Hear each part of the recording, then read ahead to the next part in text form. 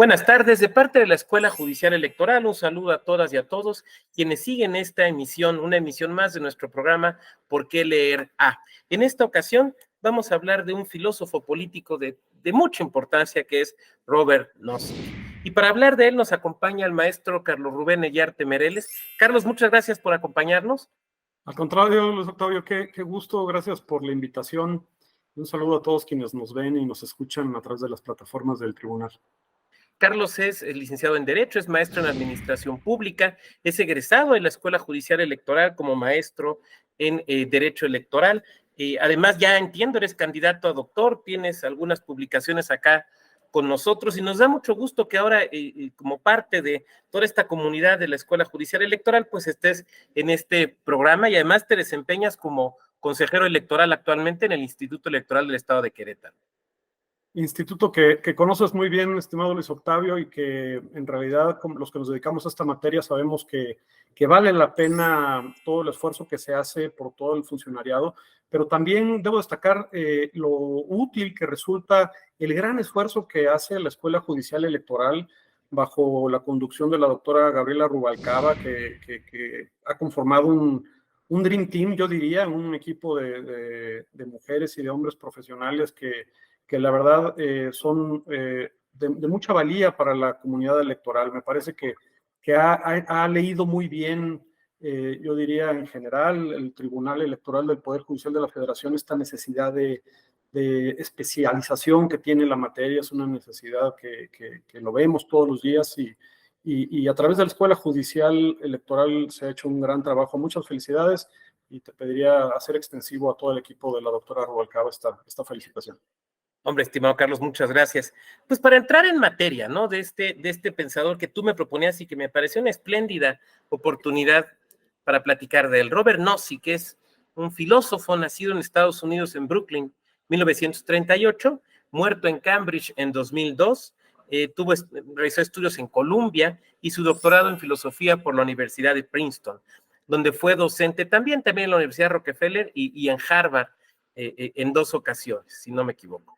Es autor de libros que son muy relevantes, Naturaleza de la Racionalidad, Explicaciones Filosóficas, pero creo que su principal obra es Anarquía, Estado y Utopía. Un hombre que postuló la idea del Estado mínimo, que ha sido identificado, no sé si adecuadamente o no, con el pensamiento libertario. Carlos, ¿por dónde empezar para hablar de Robert Nozick? Fíjate, Luis Octavio, que a mí me gustaría hacer como una suerte de nota preliminar, si me permites.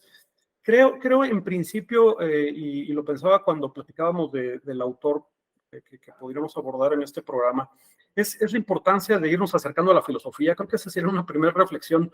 Escuchaba por acá a la ministra Norma Lucía Piña que refería a la importancia que tenía, claro, ella se refería al Poder Judicial de la Federación exclusivamente, pero creo yo que no solamente a las personas juzgadoras, sino todas aquellas personas operadoras del derecho, creo que vale la pena acercarnos a la filosofía.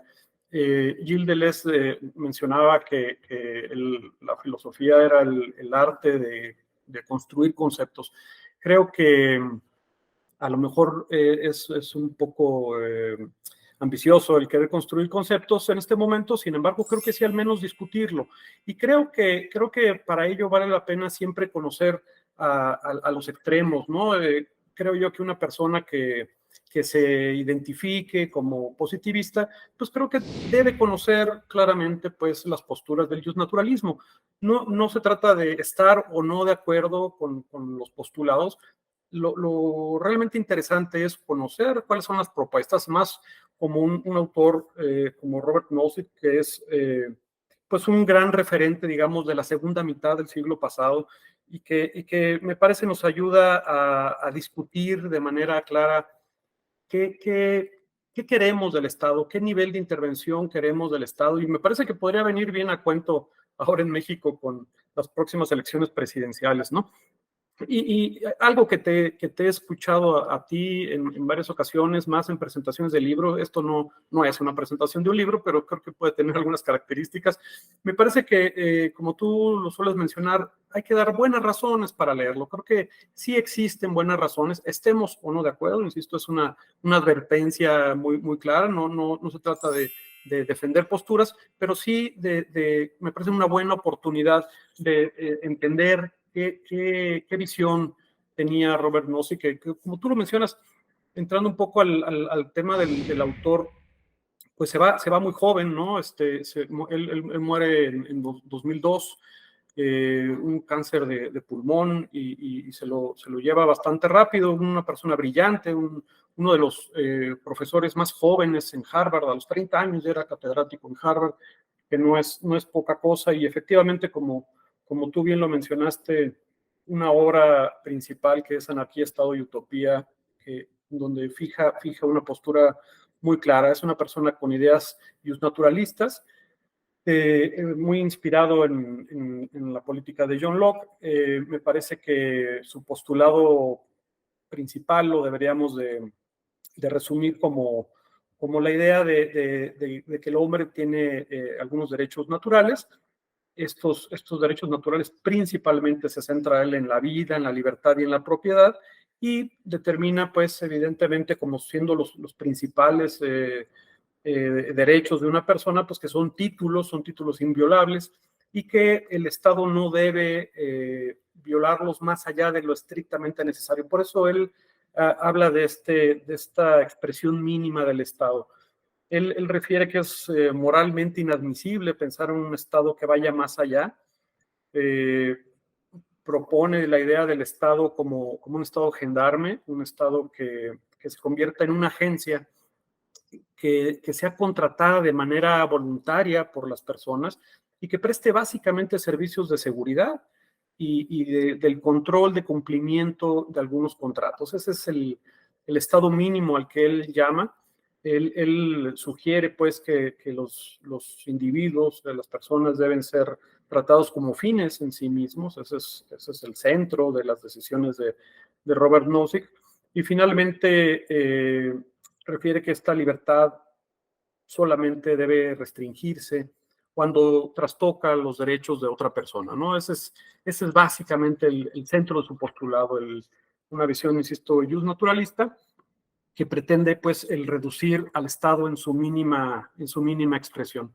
Y este postulado que él presenta en esta obra, que es publicada en 1974, apenas 3 años después de que John Rawls publicara Teoría de la Justicia, en donde no, digamos, contrasta sus ideas con John Rawls y no coincide en algunos aspectos que no dejan de ser interesantes. Entonces, esa es básicamente la postura, esa es la idea de Robert Nozick, y que finalmente pues choca con la idea de un estado de bienestar más amplio, un estado que controle, y un estado que con algunas posturas más impositivistas que imponen, digamos, asume o que le transmite más obligaciones a las personas, pues no coincide con esta postura de Robert Nozick, ¿no? Qué interesante lo que decías, bueno, varias de las cosas que decías, pero yo quisiera empezar por esto que comentabas, que puede uno o no estar de acuerdo con sus posturas, pero en esta época en la que solemos como que estar en una cámara de eco, ¿no? O sea, como que escuchamos a quienes piensan o hablan lo mismo que nosotros pensamos, y pareciera ser que lo que hacemos es simplemente escuchar las mismas ideas con las que estamos de acuerdo, pichas de mejor o de peor manera, ¿no? Entonces pareciera ser que aquí hay un primer mensaje muy importante, que es la necesidad de escucharnos a quienes pensamos igual, pero también a quienes piensan distinto, ¿no? Así es. Sí, y en este mismo sentido, como tú lo mencionas, Luis Octavio, en la obra Robert Nozick manda tres mensajes muy claros. Él le habla a los anarquistas, por un lado, le habla también a quienes defienden el estado de bienestar, y le habla también a quienes apoyan al socialismo. Te platico brevemente de estos tres mensajes. En principio, este mensaje a los anarquistas, digamos, no coincide. Digamos, los anarquistas entendidos, digamos, como la idea de la vida sin el Estado, ellos sostienen que el Estado es inmoral, ¿no? Cuestionan por qué el Estado se arroga el derecho de de prohibir que otras personas, digamos, hagan justicia y que sea una función exclusiva del Estado. Y Robert Nozick considera, pues, que en ciertas circunstancias sí es legítimo castigar a una persona que violó el derecho de otro, ¿no? Entonces, en este caso hay un anarquismo que no coincide con esta postura y el mensaje claro es, pues, el estado mínimo adecuado es proteger al individuo y asegurar el cumplimiento de los contratos. Te decía también que hay un mensaje claro a los defensores del estado de bienestar. Él insiste que es demasiado, es un estado robusto, no es moralmente admisible, y él está convencido, digamos, no sé, convencido de la inviolabilidad de los derechos de los individuos y no consciente, digamos, que haya controles en favor de lo que él llama como un supuesto bien social, ¿no? El sistema impositivo es ilegítimo, no debe cargarse algo adicional a estos elementos básicos a la persona. Pone algunos ejemplos interesantes, que debo decir que tiene una lectura bastante digerible, pone algunos ejemplos muy claros. Por ejemplo, en este caso de la carga impositiva de las personas, él habla de la comparación de una persona que simplemente gusta de ir al cine, ¿no? Y que eso le implica una carga y que tiene una forma de vida determinada, y que ahí sí hay una carga impositiva por ciertas actividades que esa persona desea llevar a cabo, ¿no? Y por otro lado, una persona que lo que desea hacer es ver una puesta de sol, pues esa persona no tiene ninguna carga impositiva y refiere que en la medida que las personas estén haciendo lo que desean hacer, no tendría por qué haber una diferencia, y entonces considera que es inadecuado esta carga, pues que es una carga inadecuada a la persona que desea llevar a cabo alguna actividad en particular. Y digamos, un modelo muy importante, quizás de los más importantes que plantea él en su obra, es esta máquina de experiencias. Es una forma de desvirtuar la idea del estado de bienestar como un estado que resuelva, que se encargue de dar cada vez más cosas a las personas. Este ejemplo de la máquina de experiencias es interesante porque él refiere un caso hipotético en donde neurocientíficos crean una máquina en donde se puede suspender a una persona en agua, en un líquido, que se le colocan electrodos en la cabeza, y que a través de esa máquina es posible que esa persona viva cualquier experiencia que le resulte posible. Todas las experiencias placenteras que quiere esa persona vivir, puede programarlas y entonces la máquina le hará vivir esas experiencias.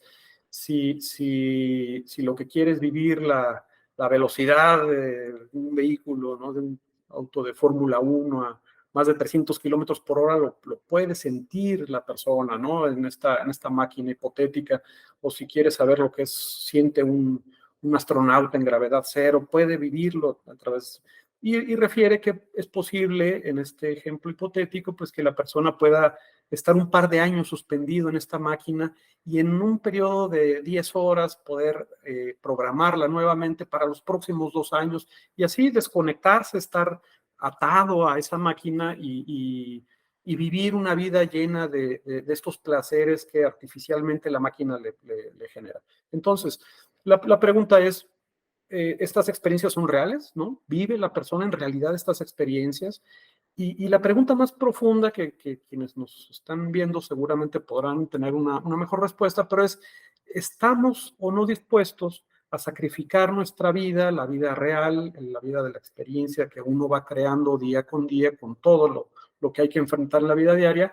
O a cambio, digamos, lo podemos dejar atrás a cambio de vivir esta vida artificial, ¿no? Entonces, la respuesta que Robert Nozick sugiere es, pues que no lo haríamos, ¿no? No cambiaríamos la experiencia, porque no solamente queremos vivir la experiencia de hacer algo, sino todo el proceso que incorpora el construir una vida propia, que tenemos las personas la intención de ser alguien y esta máquina pues no lo permitiría. Lo que busca él con este ejemplo entonces es decir, ni siquiera un estado de bienestar tan amplio y tan eficiente como pudiera ser, que nos obsequiara todas las experiencias positivas, le dan la satisfacción que en realidad la persona está buscando, ¿no? Me parece que puede generar una discusión interesante este tema, pero bueno, es lo que le dice él, es el mensaje que le da a los defensores del estado de bienestar. Y finalmente, también con quienes apoyan el socialismo o el marxismo, les manda un mensaje en el sentido de que no hay, dice él, que no hay argumentos para justificar la igualdad. Hay un ejemplo de este icónico basquetbolista Bill Chamberlain de los Lakers, ¿no? En donde dice, a ver, todos los jugadores, ¿no? de este equipo tienen un nivel salarial determinado, ¿no? Todos ganan igual. Ese es un ejemplo y eso parece justo. Otro ejemplo, otro escenario distinto es que la mayoría de ellos gana lo mismo, sin embargo, este jugador Chamberlain, él por sus aptitudes, por su desempeño, por su propia estatura, es una persona que llama mucho la atención, que la gente va a verlo, entonces lo que es justo es que esa persona reciba adicionalmente 25 centavos de dólar de cada una de las personas que va a ver ese partido. Entonces, es una persona que gana mucho más que el resto de sus compañeros. Ese es el segundo escenario. Y entonces, pues la pregunta es si es justo, si esa diferencia es justa o no. Entonces, pues, él sostiene que es justo y por eso aprovecha, digamos, este ejemplo con mucha elocuencia, digamos, para referir que también en la desigualdad pues se puede convivir, ¿no? Entonces, son críticas, digamos, a estas teorías igualitarias y que finalmente pues las plantea de manera, insisto, muy, muy fluida, muy interesante a lo largo de su libro. Una cosa, bueno, dos elementos que quisiera resaltar, Carlos, de lo que nos comentas es, primero, es una aproximación moral, ¿no? O sea, eso me parece en un primer momento que es muy interesante. Lo segundo es, tú hablabas de John Locke, ¿no? Es uno de los grandes pensadores clásicos del justnaturalismo racionalista. Y cuando hablabas de estos tres derechos fundamentales de los que nos habla Nozick, ¿no? Vida, libertad y propiedad, pues claro, inmediatamente me trasladé que a Luke, a Thomas Paine, a todos esos grandes pensadores del justnaturalismo ilustrado, ¿no? Y en este sentido, ¿desde qué postura moral, cómo lo construye, cómo lo justifica? Porque tú decías una cuestión muy interesante ahorita en esta segunda intervención, cuando hablabas del estado de bienestar y de la crítica que le hace, que por lo que entiendo, no es una crítica desde la economía, ¿no? ¿Qué podría ser? Ni una crítica desde la política o desde los derechos individuales, sino una crítica desde lo moral, ¿no? Sí, lo hace desde lo moral, y no como entendido como el árbol que da moras, ¿no? Como refería nuestro tristemente célebre político potosino, ¿no? Sin embargo, sí tiene un vínculo moral muy, muy importante para él. Por eso considera, y así lo expresa literalmente, que es moralmente inadmisible un Estado que va más allá de lo mínimo, ¿no? Me parece interesante. Sin embargo, también aborda el tema económico. Plantea o retoma esta idea de la mano invisible en lo económico a través pues de la ley de la oferta y la demanda, así lo plantea él desde el plano económico, como un asunto no menor pues en el desarrollo de una comunidad, el alcanzar la plenitud económica, pero en esta misma línea libertaria, el que permite que no sea el Estado el que lleve la conducción de la economía, sino que sea la misma ciudadanía, el mismo pueblo, el que a través de esta regla básica de la oferta y la demanda pueda marcar la ruta de la economía, ¿no? Y así se plantea tal cual. Si una persona quiere establecer una fábrica que haga lápices y se genera un bienestar él mismo, que es lo que está buscando, sin embargo, con su trabajo logra también el beneficio de algunas otras personas que trabajan en su fábrica y que mientras la economía esté demandándole esta producción de lápices, pues esa fábrica será benefactora de ambas partes. Sin embargo, eventualmente la demanda podría disminuir y entonces esa fábrica concluirá su actividad, ¿no? Entonces, es interesante, pues sí, esta visión que tiene desde el estado de naturaleza, ¿no? Que es parte de la visión de John Locke, y finalmente él la retoma.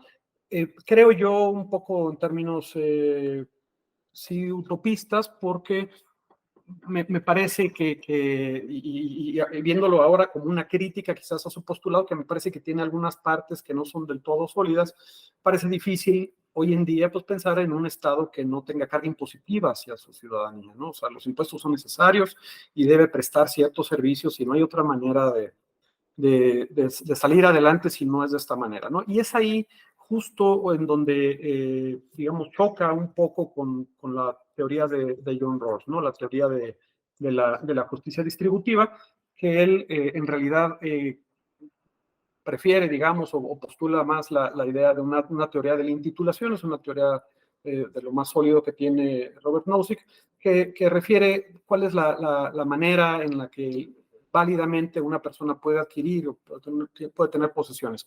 Una tiene que ver con el que se obtengan algunos objetos que no han sido poseídos previamente por alguna otra persona, que hayan sido transferidos de manera válida, sin trastocar los derechos de otra persona, y un tercer momento que tiene que ver con la posibilidad de rectificar si es que ha habido alguna distribución injusta de estas propiedades.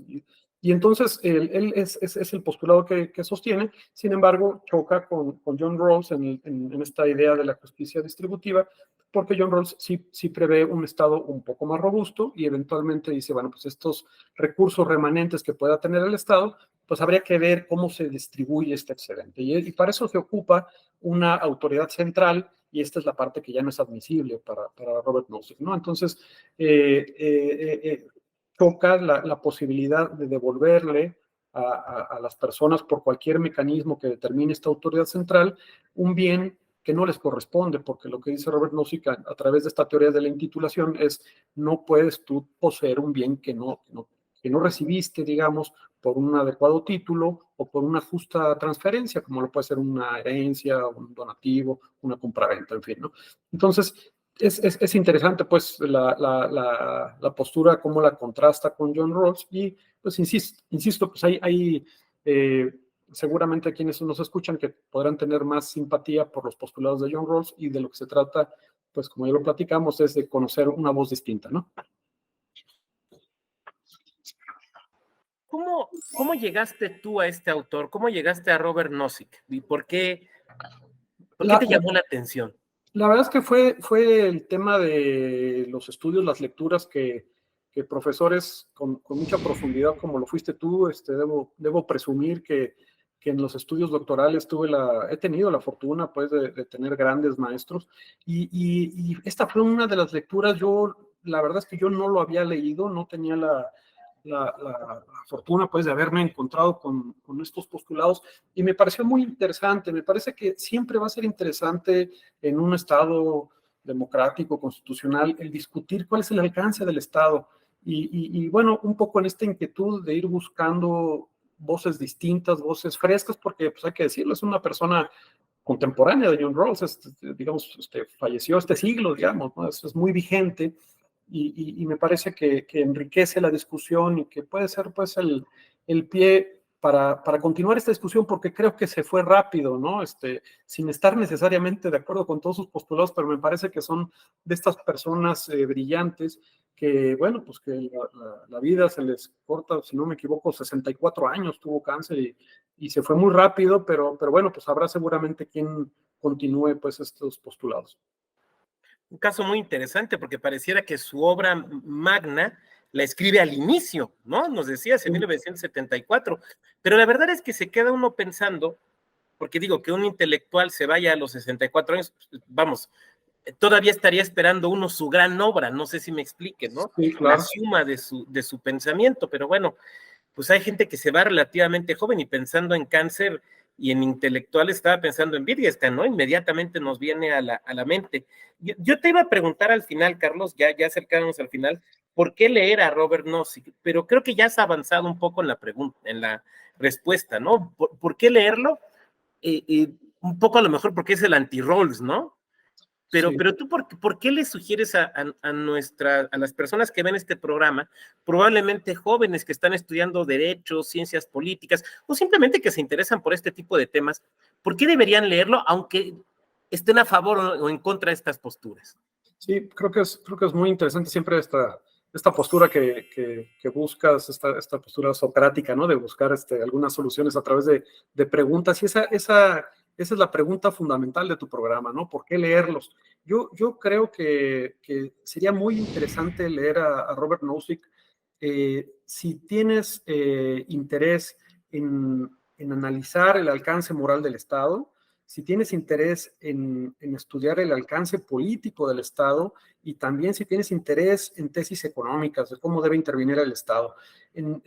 Hablabas tú de este alcance moral en principio, ¿no? Creo que es evidente, los individuos tenemos derechos que solamente, decíamos, pueden ser restringidos cuando ponen en peligro los derechos de otro, y esto tiene que ver con nuestra dignidad. Este es un alcance moral, un alcance muy naturalista, y dice Robert Nozick, por eso nadie puede obligarnos a hacer algo que no queramos, ¿no? Entonces, aquí tiene un alcance moral que podría profundizarse y podría ser interesante para quien le interese este tema. En el alcance político, yo diría que habría que analizar hasta dónde queremos que el Estado preste protección, ¿no?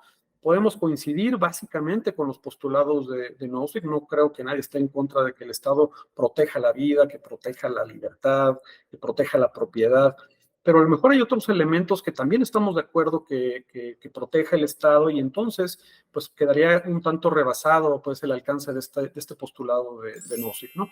Y finalmente hablábamos también de quien esté interesado en los temas económicos. Me parece que también estudiar el marxismo a la luz digamos, de estas gafas de Robert Nozick podría ser interesante, ¿no? Porque hablamos de una eficiencia del mercado, pero basado en la fuerza del consumo solamente, y esta mano invisible que permite el definir las políticas no viene desde el Estado, ¿no? Eso me parece interesante, esto que él llama una utopía liberal, ¿no? Este argumento para el Estado mínimo, así, digamos, concluiría o redondearía esta idea, ¿no? El argumento de construir un Estado mínimo que permita que las personas podamos convivir con la mayor libertad posible. Esa es la visión que tiene Nozick del Estado, y pues me parece sí vale la pena leerlo y reflexionar al respecto. Estimado Carlos, pues te agradezco mucho el tiempo que has dedicado para platicarnos sobre este autor. Nos abres el panorama de por qué es importante, por dónde empezar a leerlo también. Y bueno, a nombre, desde luego, de las magistraturas, de las salas superiores, desde luego el magistrado Felipe de la Mata, de nuestra directora Gabriela Rubalcaba, pues te agradezco mucho que nos hayas acompañado. Tú ya eres un habitual aquí en la Escuela Judicial Electoral y siempre es un gusto que nos acompañes. Y desde luego a nuestro público, muchas gracias por acompañarnos en una nueva emisión de Por qué leerá, y nos saludamos en la próxima. Muchas gracias. Sí, muchas gracias. Hasta luego.